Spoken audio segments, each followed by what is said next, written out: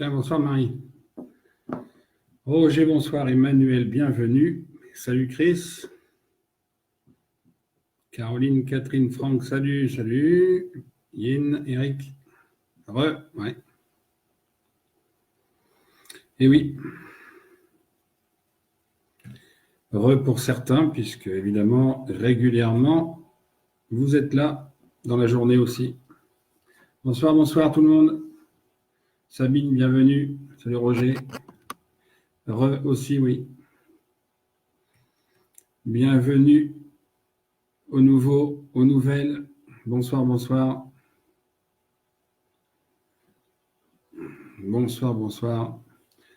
Partagez, invitez. On se donne 5 minutes avant de démarrer. Salut Francine. Martine. Il y avait longtemps, tiens, on dirait même. Salut Kenza. Et les personnes que j'ai vues la semaine dernière ou il y a 10 jours, j'ai l'impression que c'était il y a 3 mois.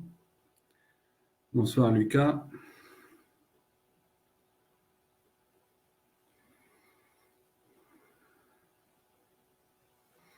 Bienvenue à tous. Isabelle, on a failli rater le train. Allez, encore quelques minutes avant de vous donner un petit peu le programme, même s'il est marqué un petit peu dans le titre.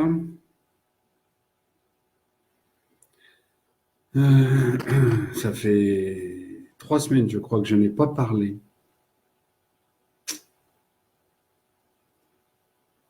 Pour cause de déplacement sur des lieux historiques ou archéologiques. Alors, le ciel ici, c'est voilé, c'est couvert. Pour mon déplacement à pied, c'est pas cool d'ailleurs. Mais bon, fais avec. Bonsoir Maureen. Et donc, bienvenue à nouveau pour ceux qui viennent d'arriver.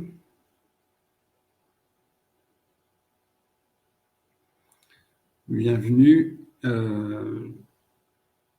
Pour ceux qui me connaissent, je ne peux pas toujours répéter ce que je fais, qui je suis. Pour ceux qui arrivent seulement, je vous invite à aller voir la chaîne YouTube Magique 747 à l'occasion. Vous verrez qu'il y a déjà eu plein de choses de dites, que dans ce que je dis, il y a évidemment des choses que j'ai déjà expliquées, mais qui s'associent forcément à ce qui se passe aujourd'hui, dont le symbolisme que j'utilise beaucoup. Salut Valérie. Le symbolisme, le raisonnement par l'absurde, c'est ma façon de raisonner aussi. Bonsoir Jocelyne. Donc ça, il faut un petit peu s'y faire. Je ne suis pas là pour me la péter, je le dis avant, tiens, ça sera dit comme ça aujourd'hui. Brigitte, Nathalie, bonsoir. Je ne suis pas là pour me la péter, je reçois des infos, je les donne. Vous en faites ce que vous voulez. Bonsoir Jessica. Ceux qui ne sont pas d'accord ont le droit de contester dans le respect, sinon je vire. C'est simple, je zappe, il y en a marre. Il y en a marre de ne pas pouvoir avoir des idées. Avoir des idées, ça se défend. Si on est à ce point désorganisé dans son orgueil par ce que je dis, on ne vient pas. Et si ma foi, on y trouve un petit peu, on vient, on continue, on peut m'appeler, on peut me joindre. Je me déplace en plus encore. Donc ces 15 derniers jours, j'ai dû faire 1800 km dans des trajets d'hiver. Quand je peux, je le fais. Quand je ne peux pas, je marche à pied. Voilà, c'est comme ça. Donc, il n'y a aucune supériorité, sachez-le, même si ça peut vous paraître très affirmatif ce que je dis, ça n'est pas dans le sens de la supériorité, mais du don de ce que je reçois. Et que je reçois d'ailleurs en commun avec d'autres personnes qui sont là, ou d'autres qui ne sont pas là, parce que il est l'heure déjà de faire dodo ou quoi que ce soit. Donc, surtout, ne le prenez pas, c'est pas je le dis parce qu'on me l'a reproché, ça n'a rien à voir. Mais bon. Ça peut paraître, le paraître, je vous invite. On va en parler d'ailleurs du paraître ce soir parce que ça fait 15 jours, 3 semaines que je ne suis pas intervenu. Il s'est passé de grosses choses. Je suis intervenu sur mon mur, évidemment, mais pas en vidéo. C'était pas possible entre mes fils, mes enfants et et salut Sébastien, ça va, tu suivras le reste après, en replay, bien sûr. Donc, entre mes enfants, les déplacements dans les Vosges, dans le Nord, et une maison à garder, c'était un petit peu compliqué pour intervenir dans de bonnes conditions. Donc là, au moins, il y a du recul. Donc, je vous propose d'attaquer, de commencer. Là, au moins, il y a du recul sur les événements. Il y a des synthèses à faire. Il y a du discernement, une fois de plus, ce mot que je balance tout le temps, le discernement. Parce que entre les vidéos, les commentaires, et puis, à un moment donné, le nombre sans arrêt qui se rajoute, salut Karine, qui se rajoute sur les. Donc, on va en parler bien sûr de la Notre-Dame, de la fumée jaune, de quoi ça vient, etc. C'est bon, on a compris. Maintenant, l'idée, ça serait de trouver qui, et quoi, et comment, et pourquoi. Et là, après, je vais donner une réponse. Je vous invite, puisque je n'ai pas dû la partager, à regarder ce que dit Éric Perroux.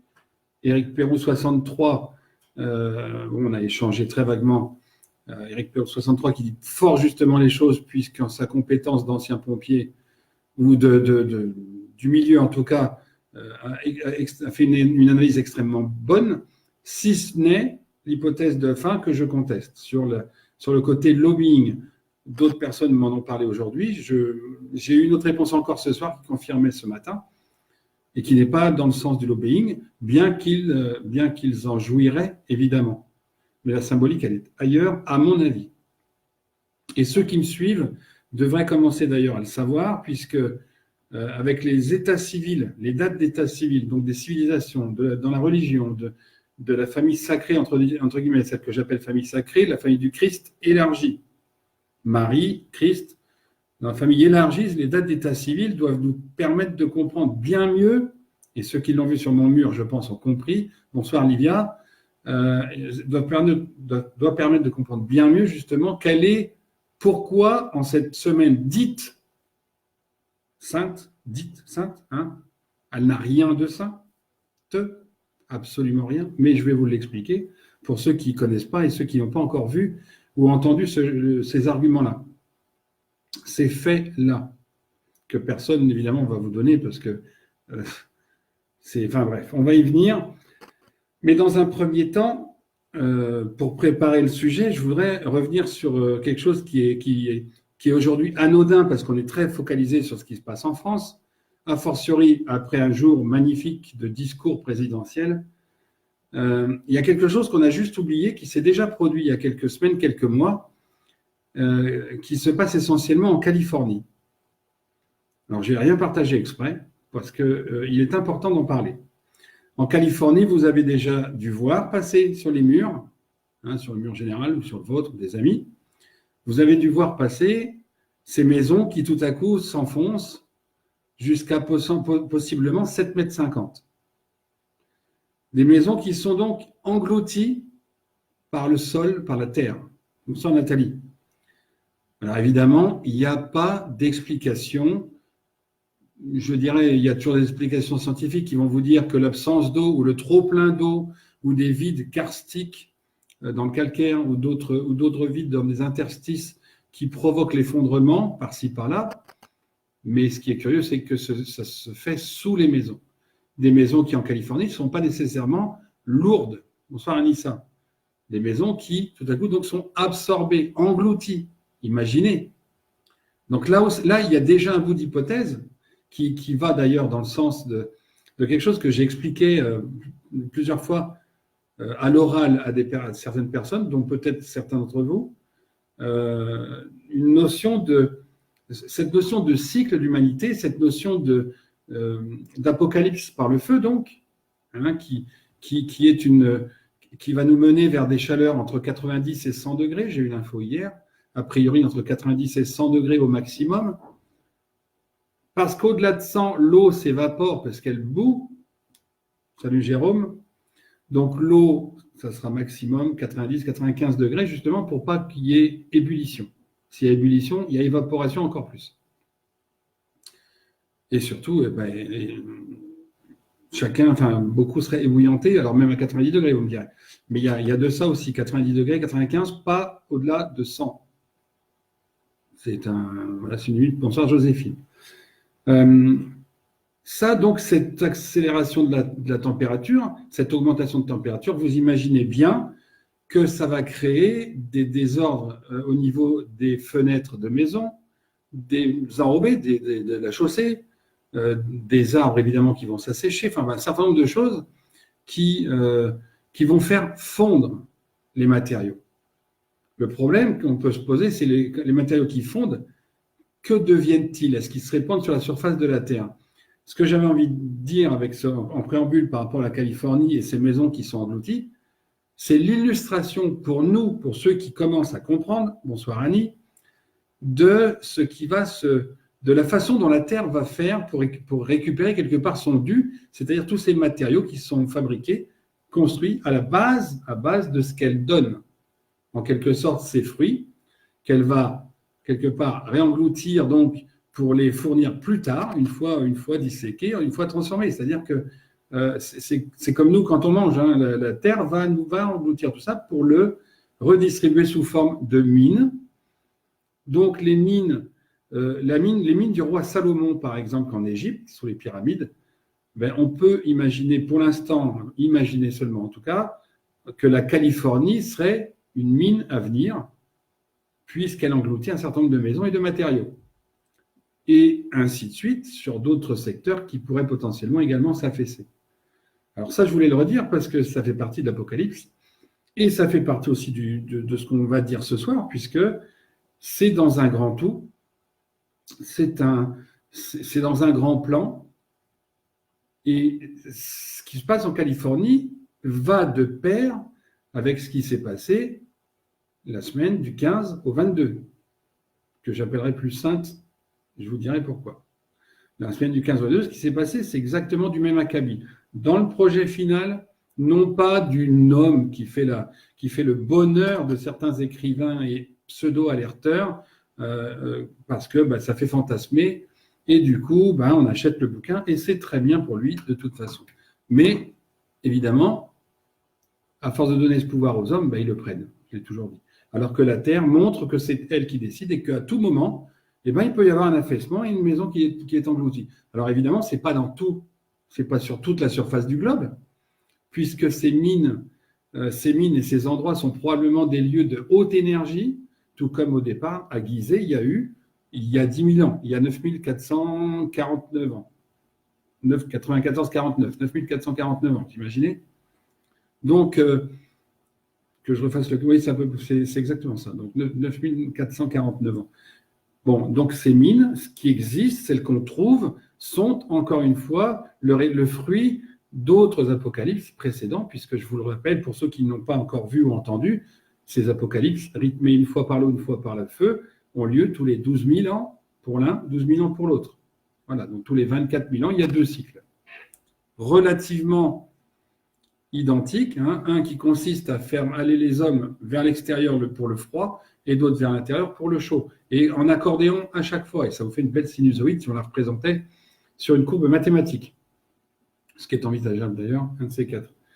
Donc déjà ça, voilà, je voulais le dire quand on me demande un peu comment ça doit se passer, ce que je pense, après on prend, on ne prend pas, mais ce qui se passe en Californie, y compris pour les armes dirigées, c'est une façon de montrer comment, non pas par l'homme, et j'insiste, pas par l'homme, c'est une façon de montrer comment peuvent s'éliminer un certain nombre de choses sur Terre dans une organisation que l'on ne maîtrise pas et qui ne nous appartient pas pour l'instant.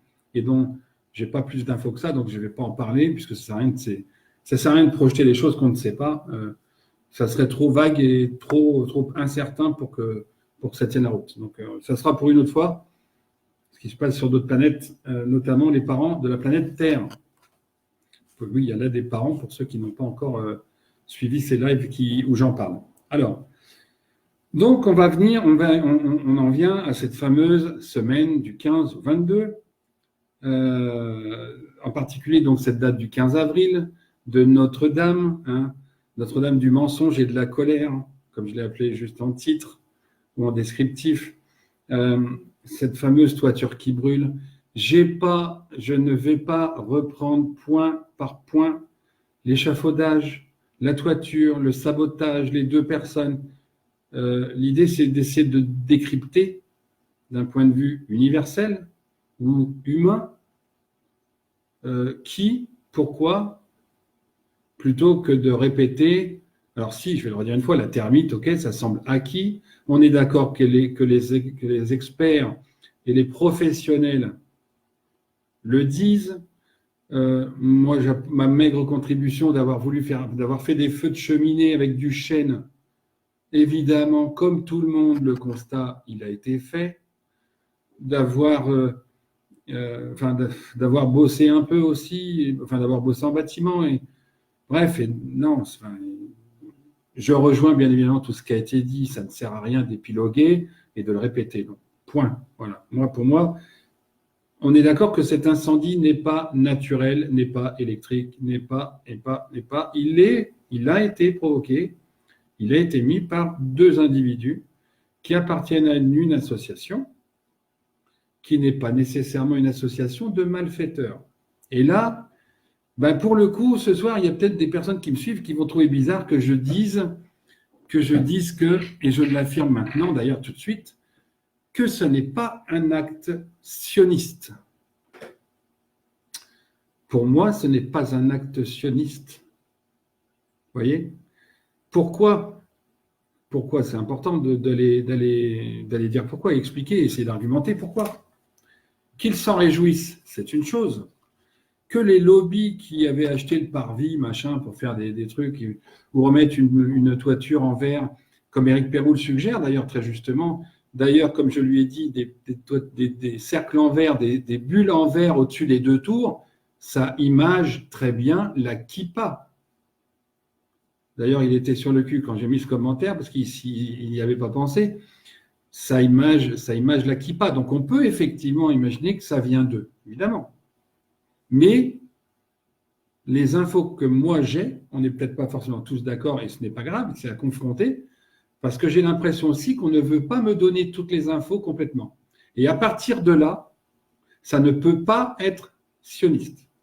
Ça ne peut pas venir d'une volonté même du gouvernement, indirectement ou pas, comme on le sait sur certaines affaires. Sinon, puisque le moment est venu de révéler les vérités, sinon on aurait les infos. Tout simplement. Bon, il y a encore autre chose. Quand je dis tout simplement, il y a encore autre chose qui vient derrière. Hein. Mais déjà, si ça devait être par ces personnes mauvaises, on va dire, on aurait les réponses. Médiumniquement, on aurait les réponses. On aurait même des noms. On aurait des noms d'associations ou de sociétés sombres, on va dire. À partir du moment où on ne les a pas, c'est qu'il ne faut pas les révéler. S'il ne faut pas les révéler, c'est que ce sont des gens qui font du beau boulot, il faut qu'ils restent dans l'ombre pour l'instant. C'est pour ça qu'on ne l'a pas et que ça se mélange. Entre une association, entre la possibilité que ce soit par exemple des prêtres ayant subi la pédophilie dans l'Église, que ce soit le sionisme, que ce soit QAnon pour révéler, pousser l'Église à se livrer, pourquoi pas. Il y a plein d'hypothèses. Et pour l'instant, à partir du moment où on ne nous donne pas d'infos médiumniques là-dessus, claires comme avant, comme pour les civilisations, les religions, pour Macron le décès, même si on nous dit que non, tout ça, on l'a eu parce que c'est venu, mais alors tout seul. Là, même en allant chercher, il n'y a pas moyen. Donc, je dis que ne serait-ce que pour cette première raison, ça n'est pas quelque chose de voulu comme étant une destruction, mais plutôt comme une révélation. Et comme l'a dit Valérie, une camarade de jeu, de recherche, bonsoir Farid, Marie enlève sa protection. Et moi, j'ai envie de dire ce soir, Marie se met à nu pour qu'on comprenne ce qui se passe. Et donc, je reviens à ce début de semaine, donc à cet incendie du 15 avril. Je l'ai dit sur mon mur. Que s'est-il passé le 14 avril Le 14 avril de l'an moins 33, Marie a accouché de jumeaux. Elle n'a pas accouché de Jésus, elle a accouché de Jésus et de son jumeau, l'apôtre numéro 13, Judas. Je le répète entre parenthèses, la corde de Guédelon à 13 nœuds, la corde à 13 nœuds utilisée à Guédelon, ne sert à rien si on ne met pas un nœud sur l'autre dans les rapports de proportion. De la même façon, pour avoir un cycle, pour comprendre et donc que ça fonctionne, il faut un minima pour obtenir quelque chose, mettre le 13 sur le 1. Donc le jumeau sur le premier, le 1 et le 13, qui forment les jumeaux et qui vous permettent d'obtenir les 12 segments du zodiaque, 7 cordes formant à elles seules le serpent, l'ouroboros ou le serpentaire, qui ferme le tout. Donc la boucle se boucle, le serpent se mord la queue et c'est bouclé.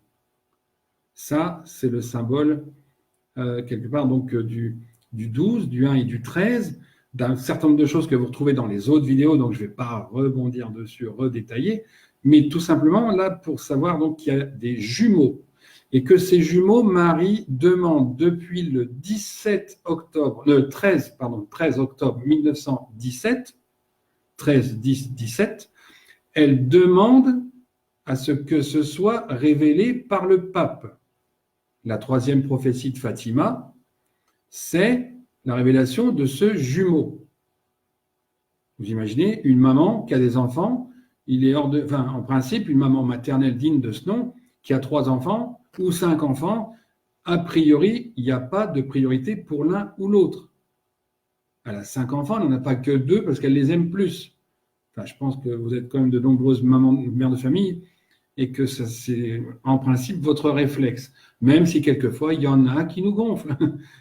Il peut y en avoir qui nous gonflent, machin, mais une maman digne de ce nom, quand elle a 3 enfants, elle a 3 enfants. Là, elle a eu des jumeaux dans un premier temps avec Marc-Antoine. Donc, elle veut, par ces apparitions ont été, bonsoir Nanette et Yvon, ces apparitions, c'était pour que Santa Lucia transmette ces mots au pape, pour que le pape le révèle.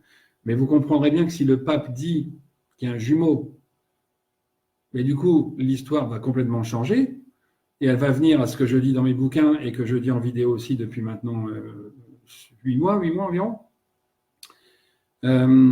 Ça va tout plomber, puisque la résurrection, il n'y en a pas, la crucifixion, ce n'est pas le Christ, le Messie, ce n'est pas le Christ, tout donc est faux.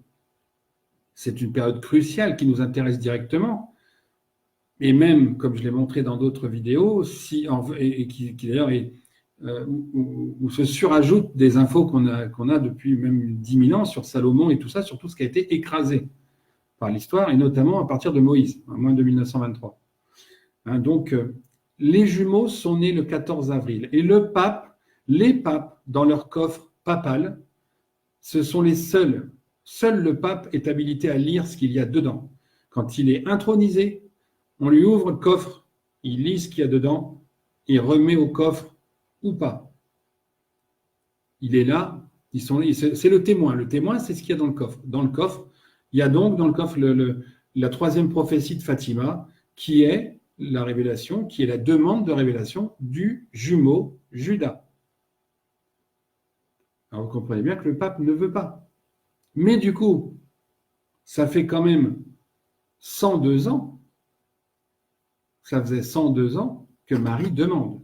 Santa Lucia a été enfermée du moment où elle a commencé à vouloir le dire, jusqu'à Marie lui a laissé jusqu'en 1959, 1962 même, pour arriver à se faire entendre, ça n'a jamais fonctionné. Et pour cause, c'est toujours dans le coffre. Donc ce secret de Marie, ce secret, en tout cas ce que les hommes ont confisqué au fur et à mesure pour fabriquer leur histoire de judaïsme, de christianisme et d'islam, quelque part, parce que tout se rejoint, ben, les hommes n'ont pas hésité à enlever un des jumeaux pour faire une religion monothéiste qui soit celle d'abord des Juifs, donc le judaïsme. OK ? Donc, premier point, 14 avril. Alors, que le feu se déclare le 15, et d'ailleurs, certains me l'ont rappelé, j'avais dit que le 14 ou le 15, il y aurait quelque chose probablement d'important, parce que le 14, c'était la naissance des jumeaux, ça n'a pas loupé. Et en l'occurrence, c'est voulu également par Marie, parce que Marie n'a jamais été catholique. Le Christ n'a jamais été catholique. Ce sont des païens qui n'ont rien de catholique. Donc, il est temps aussi de faire tomber le catholicisme quelque part par rapport à ces valeurs-là qui ne sont pas les vraies. Et à partir du moment où l'Église tombe, la République tombe dans la foulée. Pourquoi ? Parce que les deux se sont toujours tenus quelque part, un peu comme la monarchie, comme je l'avais dit, la monarchie avec l'Église, et après la République avec la maçonnerie. Et aujourd'hui, il y a un pape noir bien plus puissant que le pape blanc. En l'occurrence, le pape pédosataniste, qui va de pair avec les Bush et compagnie, les 4 impies américains. Donc, il y a ce premier point de la date de naissance des jumeaux. Le deuxième point, du coup, non pas du coup, le deuxième point, qui va avec quand même, c'est la fameuse semaine dite sainte.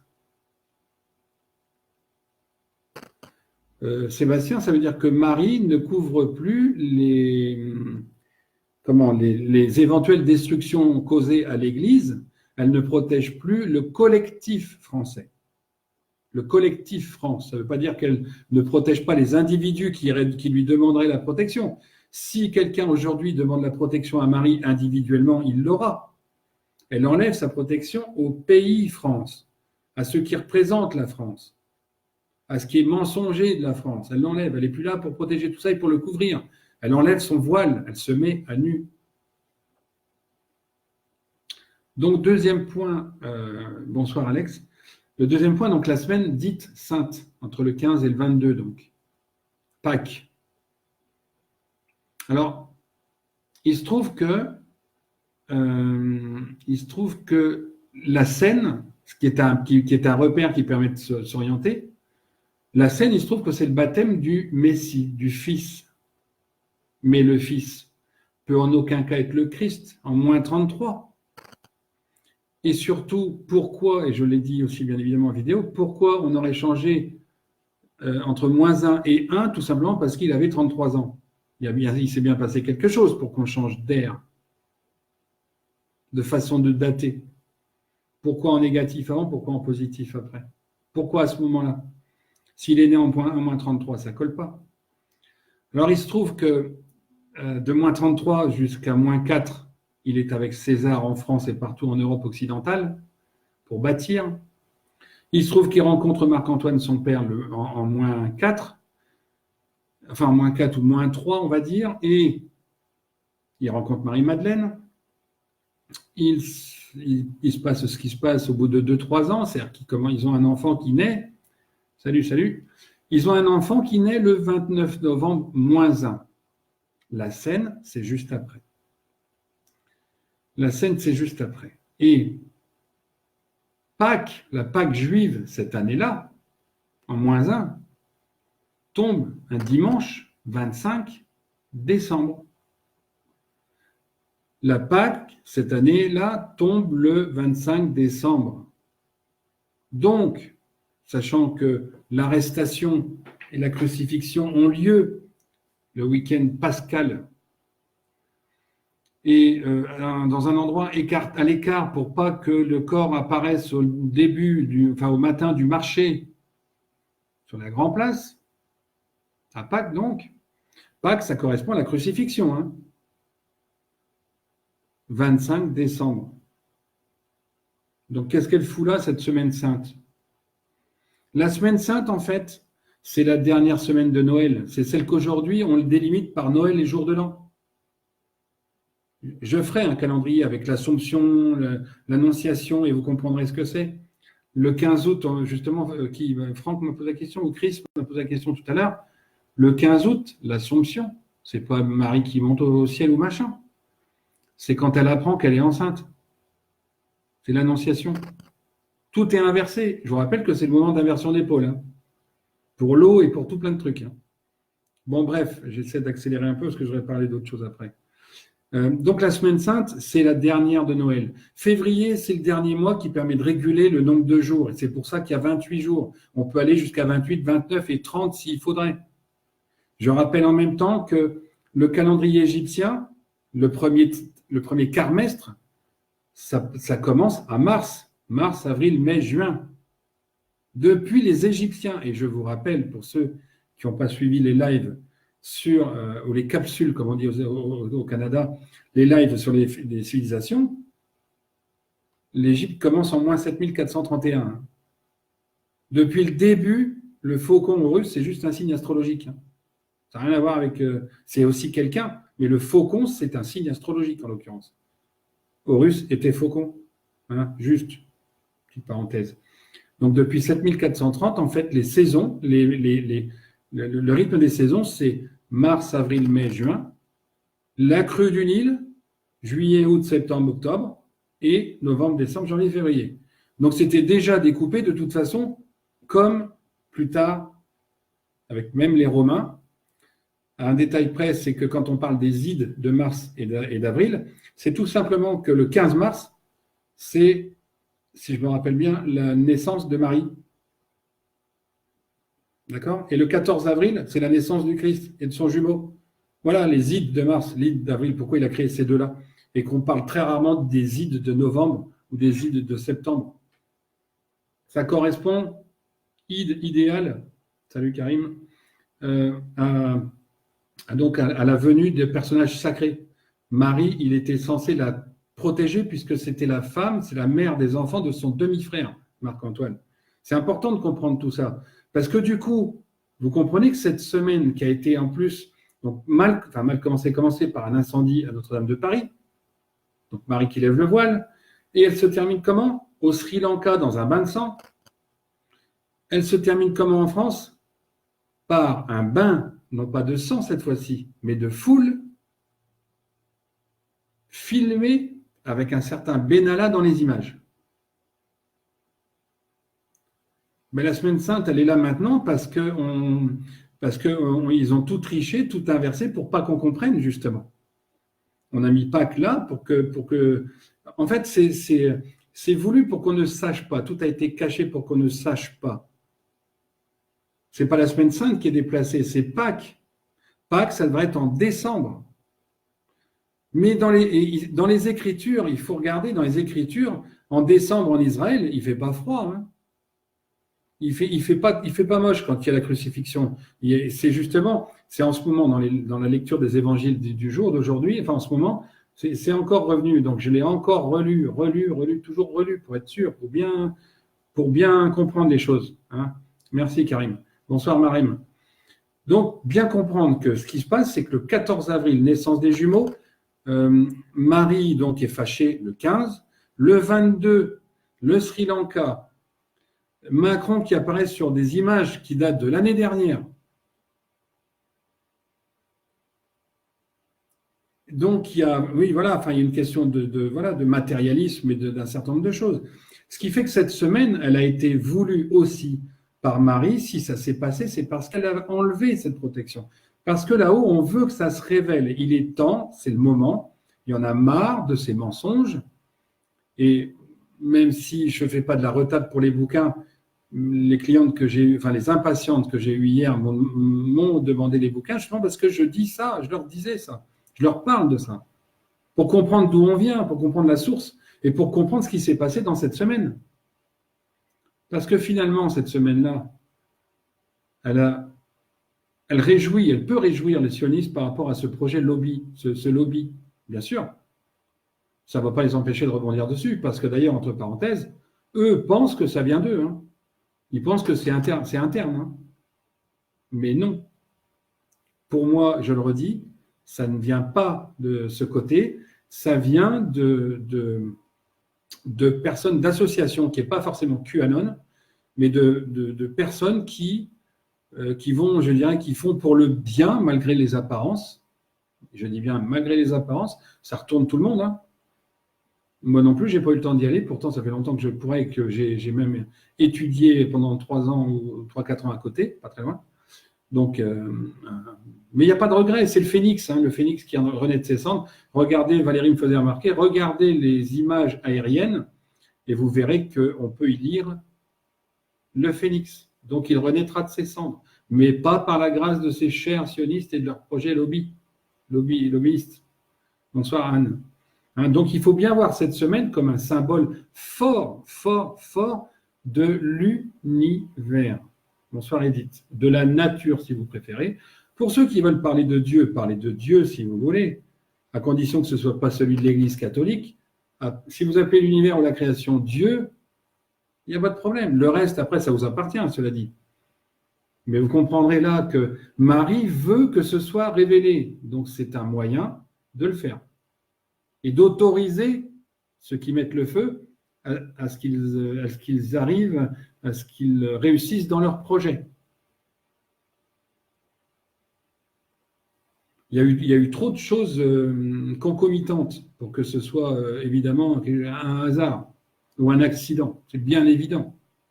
Mais ce que je vous demande, enfin, quelque part, ce que je voulais dire à travers ça, là encore, discernement, tant qu'il n'y a rien qui sort de nouveau, de preuves, de témoins, ça ne sert à rien d'aller dire, OK, la fumée, ce n'est pas un incendie électrique. On le sait, c'est bon. Franchement, tout le monde l'a dit. Aujourd'hui, essayez plutôt de vous focaliser sur qui aurait pu faire quoi, dans quel intérêt. Mais réfléchissez-vous tout seul. Effectivement, on vous dit, il y a les lobbies qui ont acheté le parvis. OK. Il y a le pédosatanisme parce qu'il y a, comme l'a dit Franck très justement, il y a une crypte, comme partout, il y a plein de choses qui ont été refaites du temps de Saint-Louis, entre autres. Et puis, il y a des dates symboliques, mais vous ne vous arrêtez pas là maintenant, parce que pour l'instant, il n'y a rien qui peut dire.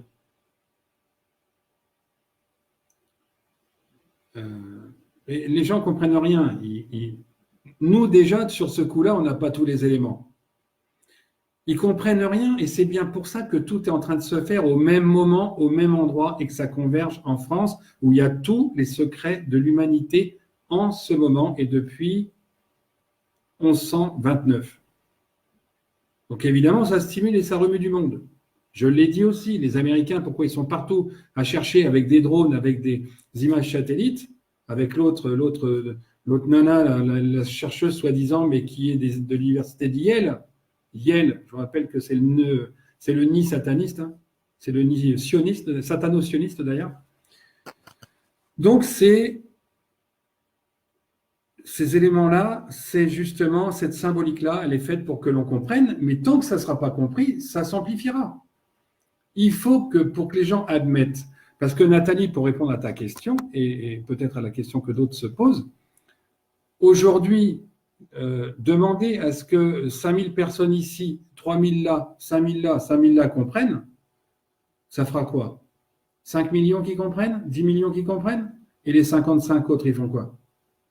Il faut que tout le monde, il faut que ce soit incontestable. Il faut qu'il n'y ait plus une seule personne à la fin, enfin au moment où ça se révèle, qui puisse dire « Ah ouais, mais c'est du hasard ». Parce que c'est quand même une spécialité du CNRS. Pour ceux qui ont vu le documentaire sur les pyramides et les révélations, c'est quand même exceptionnel de voir des gens du CNRS dire toujours c'est du hasard. Produire des documentaires sur des temples et dire que que ça vient comme ça, que ce sont toujours des lieux de culte. Les dolmens ou les dolmens que j'ai partagés aujourd'hui grâce à Franck, il faut toujours que ce soit des nécropoles. Mais j'y reviendrai à la fin sur les mensonges des historiens parce que ça commence à me bouffer. Ils n'ont que ce mot à la bouche, nécropole, quand ils vont fouiller dans une abbaye ou une basilique, c'est pour aller chercher des corps. Et si on allait chercher la présence romaine à l'étage du dessous, le problème, c'est que ça prouverait que les Romains ont construit et pas fait la guerre. Exactement, Franck, il n'y a pas de victimes.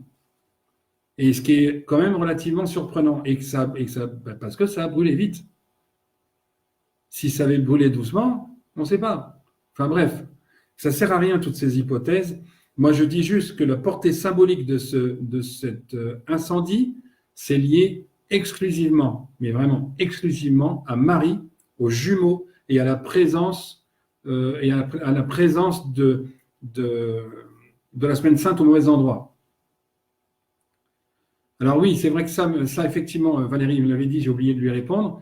Je vous invite à lire son commentaire, qu'effectivement, ce feu va révéler que des plans, des projets sont déjà prêts par ces fameux lobbies. Ces fameux lobbies qui ont acheté le parvis, qui veulent transformer, qui veulent faire ceci, cela, et donc qui aura tendance aussi, du coup, à révéler, effectivement, comme le dit Valérie, je lui laisse l'authenticité de son commentaire qui est absolument, sur lequel j'ai oublié de lui répondre, mais où je suis absolument d'accord. Pour révéler le matérialisme, se mettre à nu pour être vu, mais de tous, et du coup pour révéler aussi le reste, avec tous ces chacals, ces charognards qui donne, parce que c'est vrai que j'ai oublié de le marquer sur ma petite page, mais qui m'a gonflé, parce qu'effectivement, tout le monde s'invective, notamment nos chers journalistes, Éric Nolot, par exemple, hein, qui pourtant pourrait être bien comme mec, mais qui se. Alors, Branco, c'est pas non plus un modèle, bien évidemment, il y en a qui commencent à le comprendre, mais quand Nolot dit arrêtez vos conneries parce que c'est bien quand les Français s'unissent au moins autour d'une belle cause, ben moi, quand je vois un milliardaire donner 200 millions alors qu'il est exonéré d'un impôt sur la fortune de 3, 4, 5 milliards, pardonnez-moi de pouffer dans mon coin. Bonsoir Blaise, bonsoir Will. Quand on donne 200 millions et qu'on est exonéré de 5 milliards, c'est se foutre de la gueule du monde. Donc soit tu donnes ton impôt, hein, puisqu'on parle des footballeurs qui pourraient donner leur argent, ou même Quesada, je l'avais dit d'ailleurs récemment, Quesada qui a gagné de l'argent, 800 000 euros et qui est un pédophile, qui donne toute sa cagnotte, ben, le mec qui a l'impôt sur la fortune, il n'a qu'à donner sa cagnotte pour reconstruire la cathédrale. Dans son état initial, bien entendu. Mais voilà, 200 millions. Bon, on va faire un juste... OK? Donc, ayez bien en tête cette hypothèse. Vous la prenez ou pas. Ayez cette hypothèse que c'est un message clair d'en haut pour révéler. Je l'ai dit dans la vidéo d'avant, donc ça remonte maintenant à deux ou trois semaines, l'univers a repris la main. C'est pour ça que nous, on n'a plus rien en ce moment, qu'on est parti sur le soin, ce dont on va parler juste après, des monuments sacrés. On va repartir sur le soin. Donc, prenez aussi cette hypothèse dans un coin de votre tête, que c'est lié à Marie. Marie qui se fâche. Jésus, Barabbas, Karim, c'est pas dans ce que j'ai, pas du tout. Barabbas ou peu importe. Jésus, Judas sont jumeaux. Jésus est le fils de Marc-Antoine. Pilate est le cousin de Marie-Madeleine. Il n'y a que Hérode qui a le vrai rôle, on va dire. Et ça date, et d'ailleurs, son âge, pour répondre à Karim entre parenthèses, l'âge d'Hérode permet de comprendre pourquoi il chasse les petits autour de justement de moins 33, parce que lui, c'est le Christ, il sait que le Christ est, mais c'est le prophète. Le Messie, c'est en moins 1, c'est pas en moins 33. C'est idiot de changer. Là, je rappelle d'ailleurs qu'en moins 1, ce qui fait changer de date, c'est l'assassinat de Marc-Antoine, le père, par les rabbins, et le vol de l'Arche de l'Alliance par les rabbins. C'est ça qui fait changer d'air. C'est l'assassinat du père du Christ et de Judas. Voilà pour le symbolisme côté Notre-Dame. Le reste, les analyses techniques, machin, les mecs qui se marrent, c'est débile de toute façon. Ils savent, en fait, là aussi, s'il y avait un côté sioniste, ça aurait été présenté autrement. Ces discours, ils ne sont pas cohérents avec entre guillemets, un attentat de leur part. C'est pas cohérent, pas du tout. Qui se marrent, et c'est sûr que c'est nul. Bonsoir Christine. C'est nul, évidemment, mais c'est leur démarche, leurs attitudes, le discours, c'est pas cohérent. C'est pas cohérent avec leur volonté de leur part. Ils seraient cachés comme d'habitude. Bref, donc ça, voilà, pour moi, ce qu'on me dit, c'est Marie. C'est l'univers qui reprend la main. Et je l'ai dit d'ailleurs, c'est l'inversion des pôles, c'est maintenant. Cette semaine dite sainte qui n'est pas sainte, c'est l'inversion, c'est-à-dire la prise de pouvoir, non pas des hommes, mais de la Terre et de son univers, de son système. D'ailleurs, ce qui est donc maintenant, ça me permet d'enchaîner sur la partie 2, donc des monuments sacrés, du coup, des églises, des cathédrales, des basiliques, des temples, des abbayes, de tous ces monuments dits religieux. Et je vous rappelle tout de suite, pour ceux qui n'étaient pas là et qui me font le plaisir d'être là aujourd'hui, que je l'ai dit dans la vidéo précédente, les monuments dits, pour ça que je mettais 10 guillemets, les monuments dits religieux n'ont rien de religieux, n'ont pas été construits par la religion pour la religion. Ils ont été construits au départ par les seigneurs, repris par la religion, sous couvert de menaces ici et là. ces églises ou ces différents monuments sacrés sont des temples de soins, des sanatoriums. Je vous rappelle qu'ils sont disposés sur un réseau tellurique. Alors encore, j'ai vu un truc aujourd'hui, c'est pareil, un réseau tellurique, on vous affirme qu'il y a une ligne là tellurique, tout droite. La Terre, elle est ronde, hein, les gars, donc on ne représente pas une ligne droite comme ça, hein, il faut arrondir. Et quand on arrondit, si on suivant comme on se met, elle est courbée. Hein, ce qui donne d'ailleurs la fleur de vie, quelque chose que j'explique dans la vidéo sur l'ADN. L'ADN terrestre, c'est la fleur de vie. Notre ADN, c'est une partie de la fleur de vie, donc de l'ADN terrestre, d'où le magnétisme correspondant. Donc ces fameux monuments sacrés ne sont pas religieux, ce sont donc des temples de soins. Certains jouent le jeu pour l'instant, ont compris qu'il y avait moyen d'aller se soigner dedans. Il y a des tests en cours avec 2-3 personnes. Il y en a un qui a été fait là sur un autre type de temple, si on peut dire, avec Karine.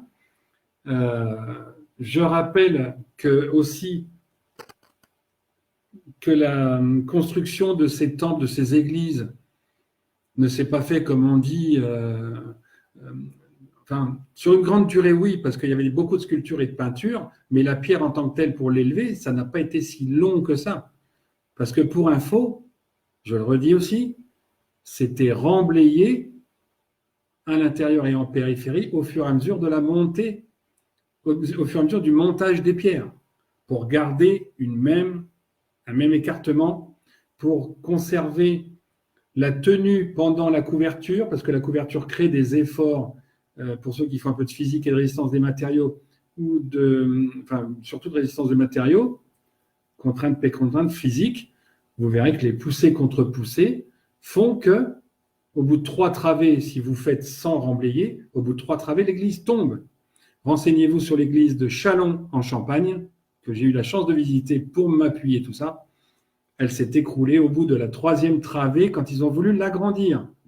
Au final, super façade de 2 mètres, 3 mètres de large pour pouvoir tenir le reste. Donc, il y a absolument, et ça, c'est pas noté évidemment, est-ce que vous noteriez quelque part que pour avoir de l'eau, il faut tourner un robinet? Bien sûr que non. Bien sûr que non, c'est un cochon. Bon, donc, et du coup, je réponds à une question plus ou moins que j'ai eue aujourd'hui. Du coup, les maçons, bâtisseurs, dits bâtisseurs, les maçons, donc les maçons, les tailleurs de pierre, les maçons, comme on dit, opératifs, les maçons. Franc-maçon, c'est maçon libre. Maçon libre de quoi, ça, on ne sait pas trop. Les maçons, donc, changeaient de monument en monument, puisqu'une fois que c'était rempli, construit, on mettait la couverture, une fois l'édifice bâti, une fois le bâti fait, une fois la superstructure en place, en descendant, en déblayant, on taillait, on sculptait, mais il n'y avait plus besoin d'eux. Donc si ça durait longtemps, ce n'était pas la superstructure, c'était les décors et le déblai, et non pas le remblai et la montée des pierres, qui se faisait avec des grues, des palans, des voies de roulage pour les grues, hein, et non pas des roues sur les côtés, sur des échafaudages qui restent pendant 12 ans dehors, ou 25 ans dehors, aller aux intempéries. Il faut complètement être malade, quoi. Donc ça, je voulais le redire. Donc les églises se trouvent sur des lieux telluriques, pour celles qui sont reconstruites sur les lieux originels. Parce que sous les églises, et là aussi, là où je vais avec mes baguettes pour essayer pour montrer que c'est partout pareil, et à chaque fois, même réponse, chapelle, crypte, temple mérovingien, temple romain. Le temple romain, d'ailleurs, ce qui est curieux, c'est que ce n'est pas vraiment un temple en sous-sol, c'est un minuscule local, j'ai envie de dire, qui fait 2 mètres sur 2, c'est-à-dire une toise sur une toise. Une toise sur une toise. C'est-à-dire, en gros, c'était là pour juste implanter, positionner géographiquement par rapport aux constellations. Ça, je l'ai déjà dit aussi. Donc, on refait un peu une synthèse pour expliquer tout ça. Par rapport aux constellations. Donc, c'était sur des lieux telluriques qui appellent par réflexion électromagnétique entre le noyau terrestre et sa fleur de vie et les étoiles. Ce qui vous donnait sur place, j'ai montré un plan aussi en conférence ici, vous faites, enfin, à une certaine échelle, vous obtenez la projection de 8 constellations. Cette projection vous donne l'implantation des villages. Donc, en premier, des églises, puisque les églises, c'est elles qui étaient implantées sur le temple romain, donc sur quelque part le jalon, on peut dire, le jalon, hein, le point d'implantation, et qui ensuite donnaient la trace tout droit pour aller à l'autre, au niveau souterrain, construction. Hein, si je me fais bien comprendre. Donc, ce sont des lieux hautement chargés telluriques. Et ces lieux telluriques, du coup, ont des fluides, ont des flux telluriques entre les colonnes, en quinconce, en diagonale. Et donc, vous avez vu dans la vidéo de la dernière fois, on l'a dit, enfin, je vous l'ai dit, ce n'était pas des monuments du coup religieux, mais de soins, parce qu'ils ont des fréquences qui montent les unes vers les autres de 60 Hertz. On retrouve ce 60. Ce n'est pas 35, ce n'est pas 48, ce n'est pas 92, 60 Hertz. C'est quand même assez bluffant comme chiffre, comme nombre. On a donc des temples de soins. Et ça aussi, il est temps de le redire, de le dire, de l'affirmer, de le vérifier avec des personnes qui font le tour dans ces cathédrales. Alors, quand je peux être là pour leur montrer, je le montre. C'est ce que j'ai fait pour l'instant avec 3-4 personnes en cours de route. C'est en cours. Hein. Et en fait, donc, ces lieux que les Romains ont implantés, ce sont bien évidemment dans l'autre sens des lieux qui avaient été implantés par les gaéliques. Voilà, comme le dit Franck également. Ce sont des lieux gaéliques, c'est-à-dire là, déjà, il y a 10 000 ans, il y a 12 000 ans, le trajet des gaéliques a été de déposer des dolmens et des menhirs, des dolmens pour monter dessus, se repérer pour voir le haut des menhirs, pour savoir où était passé le groupe d'avant. Des inscriptions là où ils arrivaient, pour montrer qu'ils arrivaient de ce côté. Et une inscription de l'autre côté, d'une face ou d'une autre, pour indiquer qu'ils allaient là où on pouvait les suivre. C'est une sorte d'éclairage, de balisage. En plus de se trouver sur des lieux cheminés ou cheminés d'énergie, captation des énergies célestes, ou puits d'énergie, les menhirs. D'ailleurs, à ce titre, sur les lignes telluriques dans une maison ou un jardin, où on ne se sent pas bien, quand il y a une faille dans un jardin, sur la faille quelque part dans le jardin, on met une pierre debout. Dans une maison, quand il y a une fissure qui se fait quelque part en dehors du vide sanitaire ou de choses comme ça, sous réserve que ça ne vienne pas du sous-sol, donc il faut le vérifier bien sûr, on met une lampe de sel sur cette ligne de fracture pour absorber. Il faut revenir. Enfin, en géobiologie, évidemment, il y en a plein qui le savent et qui le conseillent, qui le font. Le menhir, ça sert à capter les mauvaises énergies du bas. C'est un puits d'énergie. Le dolmen, ça sert à recevoir les énergies du haut. C'est une cheminée d'énergie. Le relief permanent, la montagne, le puits, l'eau, l'air. Donc, tout ça pour en venir où? À ce que je viens de vivre hier avant-hier avec ces cicatrices que je vous ai montrées. Je vais m'atteler incessamment à une carte du passage des gaéliques pour avoir un petit peu ces sources, où est-ce qu'elles pourraient se trouver par rapport à leur parcours, parce qu'eux déjà utilisaient ça. Si vous avez des sources près de chez vous, n'hésitez pas à capter vos sensations. Je vais vous expliquer comment, en vous relatant ce qu'on vient de vivre quelque part avec Karine, dans quelques kilomètres, centaines de mètres ou quelques kilomètres de chez elle, pas très très loin. Un parc anodin, en friche, dans une ville assez particulière, donc quand même bizarre, hein, en friche, quelque chose avec plein d'arbres coupés, genre chêne évidemment, donc une chênaie indirectement, dont on a enlevé les grumes, comme ailleurs, beaucoup ailleurs. Et en faisant le tour, on sent que ça devait être un site gallo-romain, archéologique et compagnie qui n'a jamais été fouillé. Bon, bref. Et elle me montre un endroit que j'avais déjà eu l'occasion de voir en photo, mais que je voulais voir. Et donc, dès que je suis arrivé, donc lundi après-midi, jour de Pâques, hein, 22, officiellement jour de Pâques, on finit par y aller. Et on aperçoit ce monument, qui est un monument que, avec sa permission, je mettrai en photo sur mon mur, qui est fait tout en silex. Silex, donc le silex, ça rappelle l'arme, l'outil, hein, l'outil préhistorique même. Hein. Un peu plus tard, je capte d'ailleurs qu'il y a une réserve d'outils, il y a des outils à 1,50 m de profondeur, pas très loin de ce petit monument, dans lequel a été fait un autre petit monument avec des petites briques et puis la statue de Marie. Comme quoi, il y a quand même des gens qui captaient des choses. Cette petite sorte de grotte là, ce petit sanctuaire, comme je l'appelle, avec une source qui passe en dessous, de l'eau qui passe en dessous en permanence et des pierres un peu usées où on peut poser les pieds, un peu de verre, un peu de du relief dans les pierres assez difficile. Il ne faut pas y aller les yeux fermés, parce que là, vous allez vous tordre la cheville, c'est sûr. En arrivant à proximité de ce lieu, une fois après avoir fait le tour du parc, Karine ressent... Ouais, merci Karine.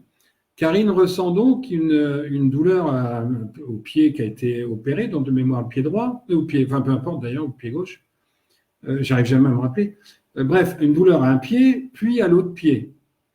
Et on me dit, près de la source comme ça, on me dit, puisque cette source, avant, je capte qu'elle est de moins 8270, quand même, on me dit, bah justement, si elle a mal au pied, c'est pas le pied droit. Merci. Et donc, il faut qu'elle mette les pieds dans l'eau. Parce qu'on me dit que c'était un baptistère pour se baptiser. Donc, les pieds dans l'eau, au minimum. L'eau, elle doit être à 10 degrés. Hein. 10, 12. Si elle est à 10, 12, c'est bien. Ni une ni deux, Karine, elle fonce, elle enlève chaussures, chaussettes, elle trempe une fois. Donc, je lui dis en 3 étapes toujours. Hein. Le 3, il sera toujours là. On trempe une fois, on sort, on trempe, on sort, on trempe, on sort et on attend. On effectue l'opération. Dans la foulée, je lui demande de venir au centre pour la bénir avec cette eau. Attention, avec cette eau. Et puis, c'est tout. Hein, on met ses chaussures et puis on s'en va. De ce moment-là, déjà, plus de difficultés pour marcher.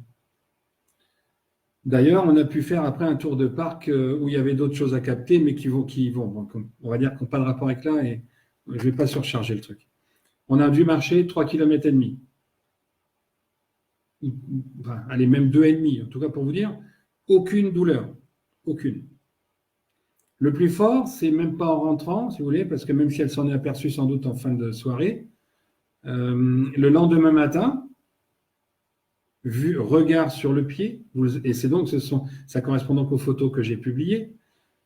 La croûte, la cicatrice, autour de la cicatrice, c'était déjà blanc. Avant, c'était plutôt jaune-rouge enflammé. Le matin, c'était déjà blanc. La croûte avait diminué d'un quart et avait séché. Elle avait séché et diminué d'un quart. Le soir, rebelote, elle avait diminué en tout de la moitié. Hier soir ou ce matin, il n'y a quasi plus rien. D'ici à ce que dans 2 jours, il n'y ait vraiment plus rien, il n'y a pas des kilomètres. Maintenant, il y a l'autre pied à opérer. Donc, je lui ai dit, faut faire ce rituel 3 fois en tout. Et on peut s'attendre aussi à ce qu'il y ait une correction même de l'autre pied, donc de cette excroissance osseuse, appelée oignon vulgairement. Cette excroissance osseuse, on peut aussi s'attendre à ce qu'elle se résorbe gentiment sur 3 semaines. Résultat à venir, on vous tiendra au courant. Ça, c'est un haut lieu tellurique qui a au moins donc 10 000 ans, ce qui montre ce qu'il faut en tirer en fait, en dehors du fait qu'il y en ait partout et que il nous appartient de les remettre à niveau et de les respecter à nouveau. Ce que ça veut dire, c'est que l'eau, je vous ai dit que l'inversion des pôles, ça allait jusqu'à l'eau. Aujourd'hui, les maladies aujourd'hui sont quasi toutes issues de l'eau et de la merde qui coule des robinets, de cette eau polluée, de cette eau viciée qui n'a plus d'énergie, qui est même énergivore. Ça veut dire quoi? Ça veut dire que l'eau, au début, est propre, nickel, elle soigne l'intérieur et l'extérieur. Alors, parenthèse, tant que j'y pense, on ne trempe pas dans l'eau une plaie ouverte, hein. Il s'agit là d'une cicatrisation, hein, pour info. Je ne sais pas si ça ferait du bien de le mettre sur une plaie ouverte, hein. Là, c'était une plaie fermée qui était en cours de... qui, on va dire, débutait en cicatrisation. Débutait. C'était pas forcément belle. Ok, donc à nouveau respecter et comprendre que l'eau au départ d'un cycle est parfaite. On peut en faire ce qu'on veut. On peut aussi aujourd'hui, pour compenser, la magnétiser. Je l'ai déjà dit. Mais ça montre bien qu'aujourd'hui, si on veut, s'il y a bien une phrase à tirer de ça aujourd'hui, c'est que l'on doit revenir aux sources, à la source, aux sources, toutes les sources possibles, les origines. Pour comprendre demain, il faut aller chercher hier, avant-hier et il y a longtemps, puisque c'est un cycle fermé. Ça serait un cycle pas fermé, infini, donc le 1, seulement le 1, ça serait déséquilibré. C'est comme l'encéphalogramme, il n'y aurait aucun relief dans l'humanité. Donc c'est impossible. C'est le 1 infini, oui, mais de cycle fini, le 0, comme je l'ai déjà dit. Donc 0 et 1, dualité binaire. Et tant pis pour ceux qui veulent du ternaire, du quaternaire, allez vous brosser. Oui, j'avais envie. Retour aux sources et en particulier l'eau, de l'obésité, l'eau de tout ce qui est Alzheimer, de ce qui est cancer. C'est une eau déchargée de manganèse et de fer. C'est une eau qui ne fait plus office de soin parce qu'on l'a amenée dans des endroits n'importe comment, alors qu'elle y est déjà dans des puits, dans des aqueducs, parce que les Romains, les aqueducs commencent en haut, notamment tout ce qui est vallonné, pas forcément montagneux, évidemment. Le montagneux, il n'y a pas besoin d'aller la chercher en haut, puisque la pierre qui est naturelle, donc saine, la nettoie au fur et à mesure qu'elle tombe. Il faut donc la capter quand il commence à ne plus y avoir de pierre. Ça paraît quand même simple. Tout était simple, mais on a caché ce qu'avaient fait les Romains. Et on va y venir avec mon dernier point sur les mensonges des historiens. Non plus de l'histoire quelque part, mais des historiens. De ces satanés menteurs et confisqueurs ou confiscateurs de biens. Ok, donc les monuments sacrés, et cet exemple avec Karine était fort. Alors j'ai envie d'en donner un autre, vite fait, concernant une certaine Aurélie, qui a un courage excellent, qui a compris en rentrant dans la basilique Saint-Rémy à Reims qu'il y avait des possibilités, qui avait un visage en sortant qui est, comme mon fils me l'a dit, qui est celui de quelqu'un qui était sûr de guérir, quelqu'un que j'ai eu au téléphone en repartant du Nord, en lui bien la boostant, en lui montrant bien qu'il fallait vraiment avoir un gros mental. Et là, il y a Gaëlle qui m'en a témoigné aujourd'hui. Malgré des rayons qu'elle doit recevoir au niveau de l'œil, au niveau du dessus, probablement par là, malgré tout, d'après ce qu'elle me dit, ce que j'ai cru voir et comprendre, elle est relativement sereine. Comme si elle savait de toute façon que ça allait guérir. Là encore, 3 passages, dans son cas, 3 passages dans la basilique, une fois tous les 28 jours. Donc les premiers résultats à ce niveau-là, ça sera plutôt dans 2 mois du coup maintenant. À moins qu'avant, il y a des choses un peu plus miraculeuses, comme un peu ce premier symbole. S'il est là, c'est pour vous. Hein. Bon, c'est pour Karine aussi, pour qu'elle accentue encore ses prestations et sa dynamique, qui est déjà costaud, mais accentuer encore plus par rapport à ce qu'on peut donner aux autres. Et effectivement, Valérie, donc rechercher l'authenticité, le vrai, l'authentique, c'est la source. C'est ce qui fait qu'on est là. Et c'est hyper important. Donc, ayez ça en tête. Ça rejoint un peu ce côté Marie qui veut se défendre. Elle veut la vérité, tout simplement. Elle veut la vérité. Donc, tu donnes la vérité. Alors, incessamment, je vais faire ce parcours pour le plaisir et pour le prochain bouquin. De toute façon, il faudra que je le fasse. La médecine soigne, beaucoup moins maintenant. Beaucoup moins maintenant, Francine. Justement, c'est là qu'est tout le problème. Entre la volonté de charcuter et le besoin de se retrouver, de recentrer. C'est quoi se recentrer, justement? C'est de se remettre au niveau de la source pour pas que l'arbre il a de travers. Combien il y a d'arbres qui ont le tronc, quoi que ce soit, parce qu'ils sont contrariés, hop, ils poussent d'un autre côté. Eh bien, on fait pareil. Hein. Qu'on revienne aux sources, aux racines. Les racines, c'est le gaélique, dans la mesure où c'est notre cycle d'humanité. Ce n'est pas forcément le gaélique d'il y a 37 000 ans, c'est celui d'il y a 12 000 ans. Celui qui est notre cycle. On fait partie d'un cycle. Notre âme reviendra peut-être pour un autre cycle. Alors non, Franck, en l'occurrence, pour ce qu'on est en train de faire, je n'ai pas fait de lien pour l'instant avec la Lune. Je me dis qu'il y en a peut-être un à faire, donc c'est dans un des tiroirs qu'il faut que j'ouvre, un de ces quatre. Mais pour l'instant, non, cette histoire de pied là, avec Karine n'avait aucun lien direct, en tout cas visible pour nous à ce moment-là, avec la Lune. On était peut-être en descendante, en montante, j'ai dit que je vérifierais, je n'ai pas repensé. Donc c'est bien, merci de me le redire. Donc effectivement, ça peut-être, mais pour ça, non. Ça avait un lien quand je parlais de prendre des oligo-éléments, des minéraux en lune descendante ou en lune montante. Jamais les deux, puisqu'il y en a une qui donne des effets, l'autre qui les annule. Donc donner un soin qui dure 28 jours, c'est donner un soin qui marche puis qui ne marche plus. Donc on revient à zéro, plus ou moins.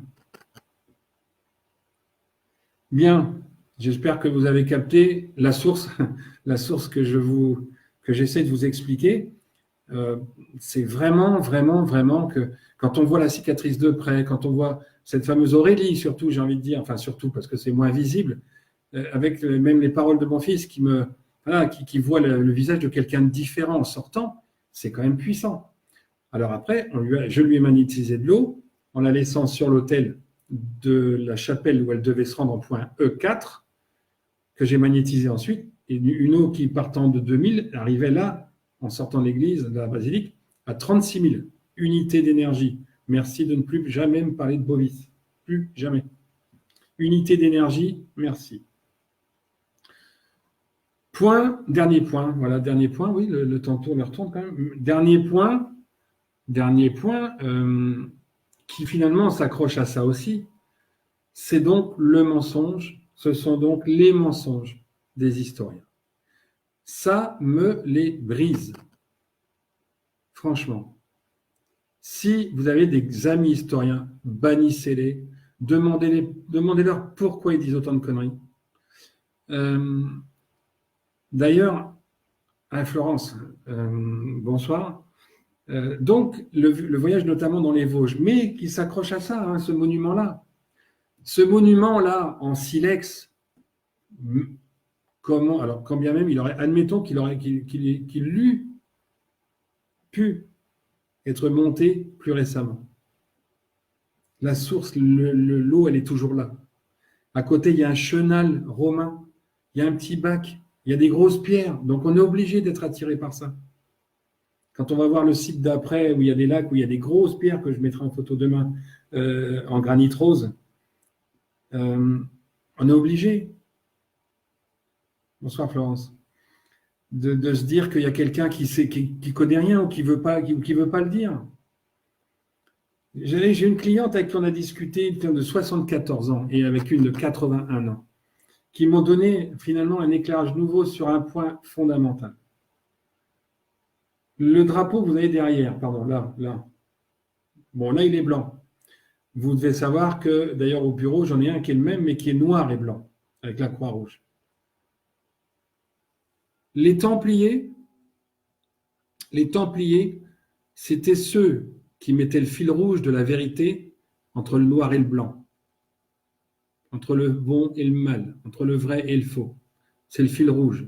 C'est ce qui relie le tout. C'est la vérité templière. Symbole. J'avais envie de le dire, parce que justement, si quelque part, moi, ça me parle, c'est qu'il y a un truc qui est là, qui est le fil rouge, ça doit toujours être le même, à cheval entre les deux, toujours à coudre les deux pour arriver à avoir cette voie nickel. Les historiens, on ne peut pas dire qu'ils la suivent. Parce que quand on va à Grand, bon, j'ai fait plein d'autres sites, hein. J'ai fait Vaison-la-Romaine, par exemple, Saintes, et plein d'autres que je n'arrive pas à voir là tout de suite, mais Sanxay, Jublin, etc. Bougon, les Tumuli de Bougon, j'en ai fait un paquet. Il ne reste plus que dans le coin de Bordeaux, j'en ai pas fait du tout. Mais il y en a un paquet. Pour dire ce que je dis, j'en ai fait un paquet. Partout où je suis allé, j'ai essayé de capter. Les temples dédiés à la terre, construits par les Romains en forme de croix celte, hein, qui montre bien qu'il n'y a pas eu de guerre, enfin une seule au niveau des Parisis, qui était presque fratricide. Quand on va à Grand et qu'on a vu tout ce qu'on a vu ailleurs, on sait qu'il y a des temples qui manquent. Alors eux, ils les cherchent. Mon fils, 13 ans à ce moment-là, prend les baguettes.